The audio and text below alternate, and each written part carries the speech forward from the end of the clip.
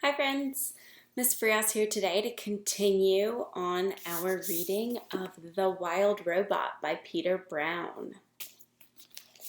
Alrighty, Chapter 37, The Squirrel. A small squirrel was scurrying through the garden. Brightbill had never seen her before. He peered out from the nest and watched her bounce across the lawn. After a minute of spying, the gosling shook his tail feathers and waddled outside. "Hello, my name is Brightbill." The squirrel froze. Then she slowly turned around. And then she started to talk. "Hi, Brightbill. My name is Chit Chat, and I'm a 12-and-a-half-week-old squirrel, and I'm new around here, and your home is really big and round, and I don't understand why smoke sometimes comes out of it." Reader, I'm not quite sure how Chit Chat got enough air into her lungs going on like that. And I'm not quite sure how Brightbill had the patience to listen. But he stood there and politely nodded as Chit-Chat rambled on and on and on. "And sometimes I see you waddling behind your funny-looking mother, and you seem so nice that I thought I'd come down and introduce myself, but now I'm nervous and I'm talking too much. My name is Chit-Chat, and I think I said that already." There was a pleasant silence. Brightbill stood on one foot for a moment. Then the gosling took a deep breath and said, "It's very nice to meet you, Chit-Chat. I don't think you talk too much. I think you talk just enough. And I like you, so let's be friends." A big smile appeared on the squirrel's tiny face. For once, Chit-Chat was speechless. Chapter 38, The New Friendship. Chit-Chat wasn't speechless for long. She'd already been alive for a whole 12-and-a-half weeks, and she wanted to tell Brightbill about every exciting thing and every boring thing that had ever happened to her. And so, as new friends, they played and explored and ate together, and the squirrel shared her stories. "I was born on the other side of the hill, and then last week I decided I was ready to build my first dray, which is what you call a squirrel nest, and now I live in that tree with the weird bump in its trunk," she said, while the two of them kicked pebbles into the pond. "One time, a weasel chased me through the treetops until he missed a branch and fell all the way down and crashed into a bush and walked away all wobbly, and he never bothered me again." And she said while the two of them crawled through a hollow log, "Ew, gross. I saw you eat that ant one time, and I ate a gnat by accident, and I didn't like it at all. I mostly eat acorns and bark and tree buds and sometimes the yummy berries that grow in your garden," she said while the two of them took a snack break. But Chit-Chat was as good of a listener as she was a talker, and whenever it was Brightbill's turn to speak, she'd keep quiet and hang on to his every word. Do you know who enjoyed their conversations most of all? Our robot Roz.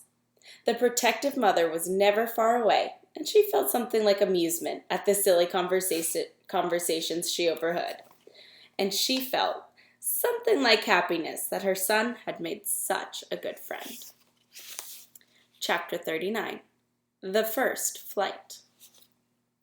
Brightbill had spent his entire life by the pond, and he was becoming very curious about what lay beyond his neighborhood.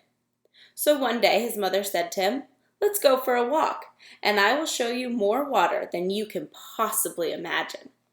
Roz placed the gosling on her flat shoulder, and the two of them set across the island.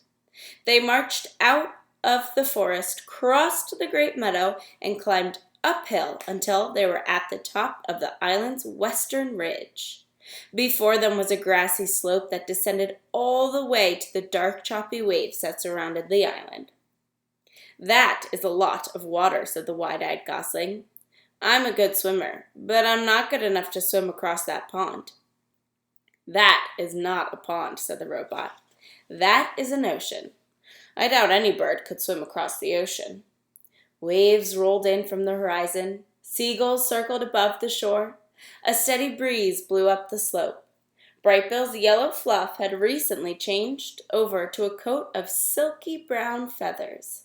He spread his feathery wings in the breeze, and then, "Mama, look!" For the briefest moment, the wind lifted Brightbill off the ground, but he quickly tipped backwards and thumped into the grass. "I was flying!" he squeaked. "That was not flying," said Roz, looking back at her upside-down son. "Well, I was almost flying. I'm going to try again." "I have observed many birds in flight," said Roz. Sometimes they flap their wings quickly. Other times they fly without flapping at all. They spread their wings and soar on the wind. So I was soaring? Said Brightbill. Almost. There, look at that soaring seagull. It seems like she's not doing anything, but if you look closer, you will notice that she's making small adjustments with her wings and tail. I think you should try adjusting your wings in the wind, like her. Brightbill hopped onto a rock and opened his wings wide. The wind is pushing me backwards. Change the angle of your wings, said his mother. Let us see what happens when they slice through the air. Brightbill slowly angled his wings downward. The more he turned them, the less the wind pushed him backwards. And just as his wings leveled off, "Mama, look," he squeaked, as his feet left the ground. I'm soaring! I'm soaring! He hovered there for a second, rising a little higher than before. Then he sailed backward onto the soft grass again. There's our little gosling taking flight. The gosling kept hopping onto the rock and kept riding the wind and kept tumbling into the grass until he started to find his wings. With each attempt, he floated a little higher and a little longer, and finally, Brightbill really did soar. He lifted high into the air and hung there, floating. He turned his wings down and felt himself drop. He wiggled his tail feathers and felt himself veering back and forth. I'm a natural, he squeaked. You are doing very well, said Roz, but you need to keep practicing. And so they spent the afternoon practicing up on the ridge. Once Brightbill was comfortable soaring, he tried flapping his wings. He flapped high into the air. He flapped in straight lines. He flapped around and around in circles. A big smile appeared on the gosling's face. Clearly, Brightbill was designed to fly. I'm flying, Mama. I'm really flying. You are flying, said the robot. Very good. Brightbill was now a real flyer, but all that flying had worn him out. He lowered himself toward the ground and tumbled into the grass one last time. His landing still needed some work. Roz placed Brightbill on her shoulder and headed back to the nest. I can't believe I can fly now, Mama, said Brightbill in a sleepy voice. I wish you could fly with me. And then the gosling's words were replaced by his quiet, steady breathing. Chapter 40. The Ship. Brightbill was a flying fanatic, and his favorite place to fly was up on the grassy ridge. The robot and the gosling liked to spend afternoons up there, working on the finer points of flying. And it was one such afternoon that they noticed something mysterious far out at sea. Brightbill spiraled down to his mother, flopped onto the grass, and pointed to the horizon. Mama, what is that thing? Roz's computer brain found the right word. That is a ship. What's a ship?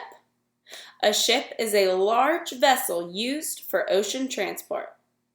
Brightbill's face scrunched up with confusion. Used by who?